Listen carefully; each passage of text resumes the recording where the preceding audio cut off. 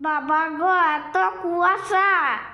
এখন ভর্তি হয়ে যাচ্ছে ঘরে কুয়াশা। দেখো কি অবস্থা, কুয়াশায় পুরো কিছু দেখা যায়, কিচ্ছু দেখা যায় না। এখন বাজে 8টা, তো দেখো এই যে দেখো কুয়াশা, কুয়াশায় মানে বাইরে কিচ্ছু দেখা যাচ্ছে না।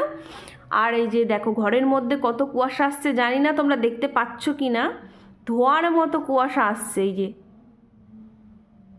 দেখতে পাচ্ছ, ধোঁয়ার মতো কুয়াশা আসছে পুরো ঘরের ভেতরে।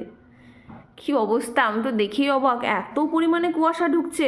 আর বর তো জানালার এই পর্দাটা খুলে দিয়েই চলে গেছে। আমার ছেলে তো দেখছে, বলে মাম্মি দেখো ধোঁয়ার মতো কুয়াশা ঢুকছে আমাদের ঘরে। বাবা, এই অবস্থায় এই যে দেখো একদম এখানটা ঘর ভর্তি হয়ে যাবে ধোঁয়ার কুয়াশায়। মতো কুয়াশা ঢুকছে, এত পরিমাণে আজকে সকাল থেকে কুয়াশা।